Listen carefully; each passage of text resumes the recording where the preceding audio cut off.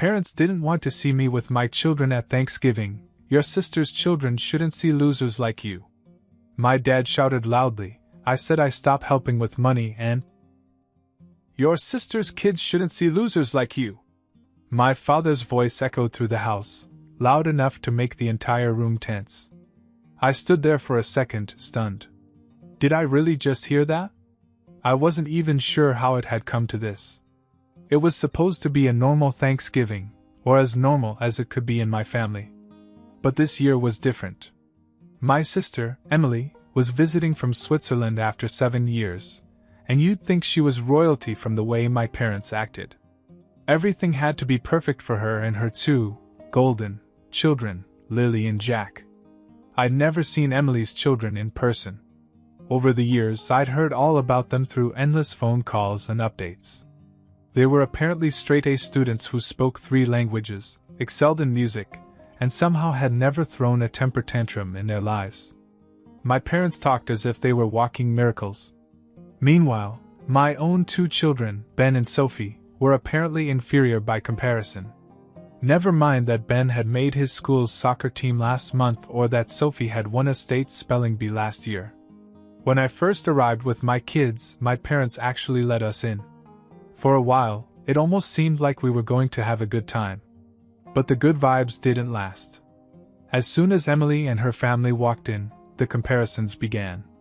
Look at Emily. My mother gushed to no one in particular. She's done so well for herself. Yes, Dad added, his voice full of pride. A nice house in Geneva, a great job, smart kids, all set. Not like some people. I didn't need an interpreter to know who he meant. The rest of the evening felt like a long, drawn-out roast disguised as small talk. Every time I tried to bring up something about my own life or my kids, my parents shot me down. Ben made the soccer team, I mentioned in passing. Oh, that's nice, Mom replied, clearly uninterested. Did you know Lily got invited to a soccer camp in Barcelona? They called it a once-in-a-lifetime opportunity. By the time we sat down to dinner, my blood was boiling. But I kept my mouth shut. I didn't want to ruin Thanksgiving for my kids. I thought maybe if I stayed calm, it would all blow over. Then Dad dropped the bomb. Chris, he said suddenly, his tone harsh and direct. We've talked, and we think it's better if you leave. What? I blinked in disbelief. We just don't want Emily's children around, certain influences, he said, waving his hand vaguely in my direction. You understand. We're trying to keep things positive today. I couldn't believe what I was hearing.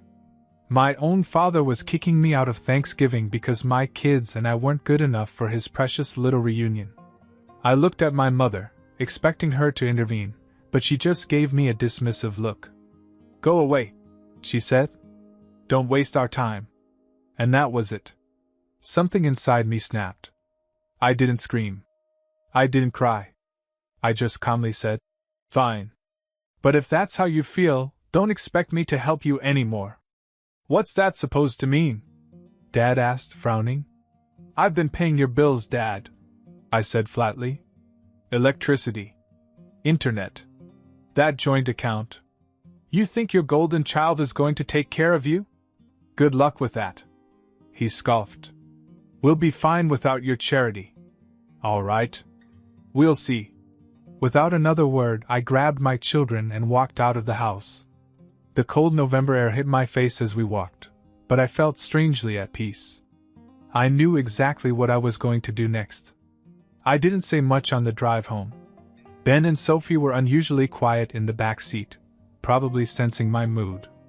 They're good kids like that, more observant than people give them credit for. Sophie finally broke the silence. Are we going back for dessert? No, honey, I said, keeping my eyes on the road. We're not going back. She didn't ask any more questions after that. The minute we got home, I went straight to my computer and started unplugging everything. The first thing I did was cancel her automatic bill payments. No more covering her utilities. No more surprise food reimbursements or medical co-pays. That joint account? Closed. I transferred out every last dime I'd put in, leaving only the scraps my parents had put in themselves. When I was done, I felt a strange mixture of relief and anger. I'd supported my parents financially for years without so much as a thank you. It was my way of trying to earn their approval, even after everything. But tonight? Tonight was the last straw. A week passed. Then 2. No calls, no texts. I thought maybe they were still riding the high of Emily's visit. They'd probably convinced themselves they were better off without me. That was fine. I wasn't in any hurry to hear from them anyway. But then something unexpected happened. It was a Monday morning, and I had just dropped the kids off at school when my phone buzzed. It was a message from Emily, of all people. "Can you talk?" it said. Emily and I didn't have a warm relationship. We weren't hostile, but we weren't close either. Still, I was curious, so I called her back. She picked up after the first ring. "Chris, I need to tell you something," she said, her voice low, as if she didn't want anyone to overhear. "Okay," I replied, bracing myself for whatever drama was about to unfold. "Look, I know things got ugly at Thanksgiving," she began. "I didn't know they were going to kick you out like that. I swear I wasn't part of it." "Right," I said, not bothering to hide my skepticism. "I'm serious," she insisted. "But that's not why I'm calling. Something's going on with Mom and Dad." My interest was piqued. "What do you mean?" "They've been calling me nonstop, asking for money," she said. "I guess they thought I'd step in and pay their bills after you quit." I couldn't help but laugh. "Yeah, that sounds about right. So what's the problem? You're rich, right? Shouldn't be a big deal for you." She hesitated, and I knew something was wrong. "I can't," she finally admitted. "Things aren't as great as they seem." Now that was a shocker. Emily had always painted this picture of a perfect life overseas. Big house, fancy job, perfect marriage. But listening to her now, it sounded like the cracks were starting to show. "What's going on, Emily?" I pressed. There was a long pause. "My husband and I are separating," she confessed. "He's been draining our accounts for months. I didn't realize how bad it was until recently. I'm in debt, Chris. I can't get out of it." This was not what I expected at all. Emily, the golden child, was struggling just as much as I was. Maybe worse. "So what are you going to do?" I asked. "I don't know," she said quietly. "But I thought you should know. Mom and Dad, they're not doing well. They won't admit it, but they need help." "Yeah, well, they didn't seem too interested in my help when they kicked me out," I pointed out. "I get it," she said. "They were horrible to you. But they're still our parents." I sighed. Part of me wanted to tell her to get lost. Let our parents deal with their own mess for once. But another part of me, maybe the part that still craved their approval, wasn't sure I could walk away completely. "Let me think about it," I finally said. "Thank you, Chris," she replied quietly. "And I'm sorry for everything." We hung up, and I sat there for a moment, taking it all in. This wasn't how I expected it to go. Emily's perfect life was falling apart. Our parents were in over their heads. And now I had to make a choice. Would I let them sink or throw them a lifeline? But fate had more surprises in store. A few more weeks passed, and my parents still hadn't reached out. I figured pride was keeping them quiet. Meanwhile, Emily had gone radio silent too. I was starting to think maybe things were settling down when, out of nowhere, I got a call from Dad. "Chris." I paused for a moment. He never called me unless he needed something. I was tempted to let it go to voicemail, but decided I'd hear him out. "What's up?" I said, keeping my tone neutral. There was a long sigh on the other end. "We need to talk." "About what?" Look, your mother and I might have said some things we didn't mean. It's been a tough few weeks, okay?" There it was, the beginning of an apology. But I wasn't about to make it easy for him. "Tough few weeks, huh? How's Emily doing? She covering the bills for you guys like you expected?" Dad went quiet for a moment, and I could tell I'd hit a nerve. "Emily's having some issues," he admitted. Her husband left her. Took a lot of their money. She's not in a position to help right now. And you thought you could just pick up the phone and call me after what you said at Thanksgiving? I asked. You told me to leave because I wasn't good enough to be around Emily's kids. Now you want my help? Chris, we're your parents, he said, like that was supposed to erase everything.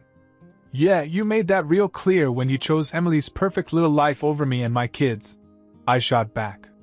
So no. I'm not interested. I was about to hang up when Dad blurted out something that stopped me cold. Your sister stole from us, he said. What? Emily, he repeated, his voice shaking with frustration. She drained what was left of our savings and took off. We think she's gone back to Europe. She didn't even tell us. I blinked, trying to process what he just said. Emily had stolen their money? That didn't make sense. She wasn't that kind of person, at least, not the version of her I thought I knew. Why would she do that? I asked slowly. She said she needed it to pay off debts, Dad explained. We gave her access to our accounts because we thought she'd help manage things while she was visiting. Next thing we know, she's gone. I leaned back in my chair, stunned. So you're telling me that your golden child, the one you put on a pedestal for years, screwed you over and disappeared? Dad didn't answer right away. I could almost hear the shame in his silence. Chris, we're in trouble, he finally said. The mortgage is overdue. We're behind on utilities. I don't know what to do. I couldn't believe the irony of it all. The same parents who had humiliated me on Thanksgiving were now practically begging for my help because their favorite had stabbed them in the back. You really think I'm going to swoop in and save you after everything you said to me? I asked.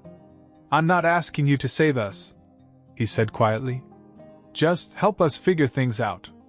I sighed and rubbed my temples. Part of me wanted to tell him to deal with it on his own. But then I thought about Ben and Sophie. I didn't want them to see me as someone who held grudges forever. Fine, I said. I'll think about it.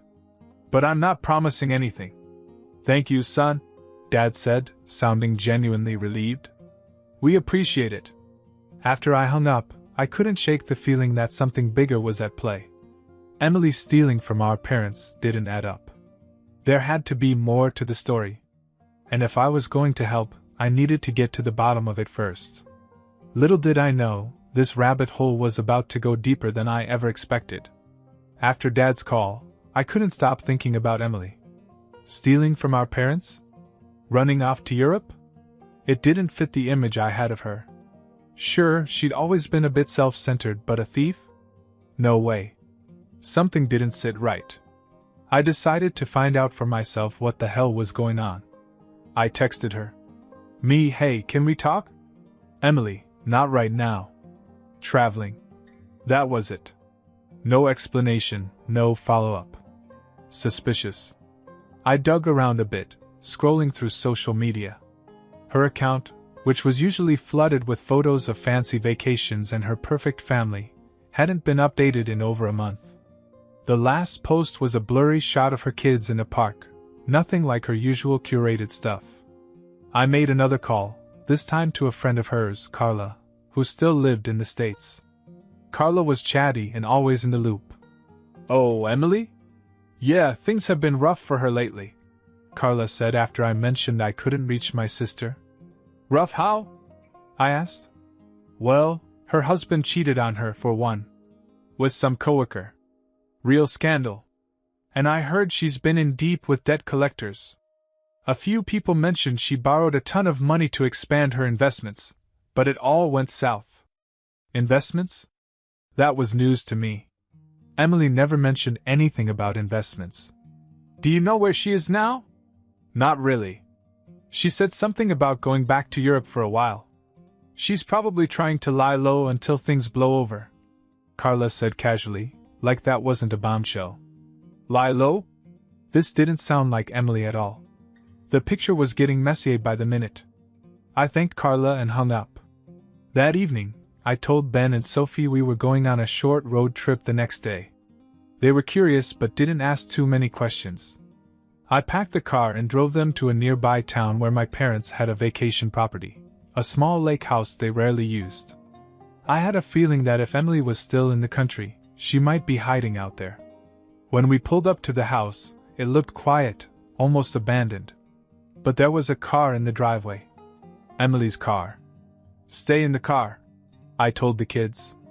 I walked up to the front door and knocked. No answer. I knocked again, harder this time.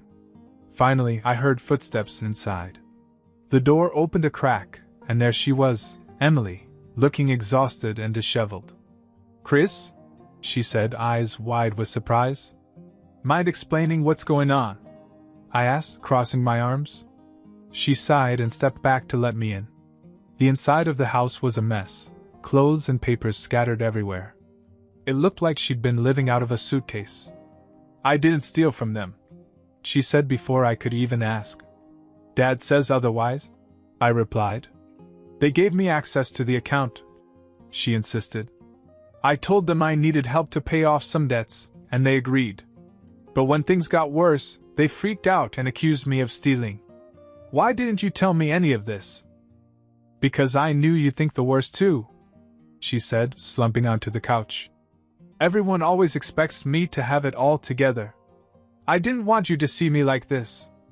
I sat down across from her, trying to process everything. "So, what's the plan? Run away to Europe and hope nobody notices?" "I'm not running," she said firmly. "I just needed a break to figure things out. I was going to pay Mom and Dad back once I sorted my finances. But now they're making it sound like I robbed them blind." This was a lot to take in. On one hand, I understood why my parents were panicking. They had no clue how to handle their own finances. On the other hand, Emily wasn't the villain they were making her out to be. "You need to talk to them," I said. "And say what? That I screwed up? They'll never let me live it down," she muttered. "Well, welcome to the club," I said with a bitter laugh. "They've been treating me like a failure for years. Maybe now you'll see what it's like on the other side." Emily looked at me, and for the first time in a long while, there was a hint of vulnerability in her eyes. "I guess I deserve that," she said quietly. "Maybe," I replied. "But if you want any chance of fixing this, you need to face them. And I'm not cleaning up your mess for you." She nodded slowly. "Okay. I'll talk to them. But will you come with me? I could use some backup." I hesitated. Part of me wanted to say no, to let her deal with the fallout on her own. But another part of me knew this was bigger than just her. If we didn't handle this together, our whole family would stay broken. "Fine," I said. "But you're leading the conversation. I'm not taking the heat for you." "Deal," she said with a weak smile. This wasn't the outcome I expected, but it felt like a step in the right direction. What came next, though, would test all of us in ways I wasn't prepared for. Emily kept her word and met with our parents the next day. I didn't go in with her. I stayed outside in the car with Ben and Sophie. I figured it was her battle to fight. When she finally came back out, she looked relieved but also distant. "How'd it go?" I asked. "They're upset, obviously," she said. "But I told them the truth. I told them I can't bail them out anymore. They didn't take it well." I nodded. "Yeah, that sounds about right. They tried to guilt me," she continued, talking about how they raised us, how much they sacrificed. "But I'm done, Chris. I can't keep pretending I have it all together just to make them happy." For a moment, we sat there in silence. It felt like a shift, like the weight of years of expectations had finally been lifted.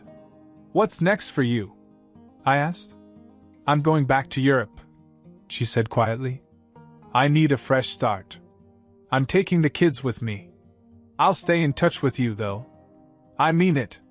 I wanted to believe her, but something in her tone told me this was goodbye, at least for a while. And honestly, I didn't blame her. We both needed space from the mess our parents had created. "I hope it works out," I said. "You too," she replied. "Take care of yourself. And thanks for not giving up on me." With that, she drove off, and I had a feeling I wouldn't hear from her again anytime soon. Over the next few months, things with my parents unraveled even more. They called a few times, leaving desperate voicemails. "Chris, we're behind on the mortgage again. Chris, your mother's medical bills are piling up. Chris, can you at least help with the electric bill?" But I didn't answer.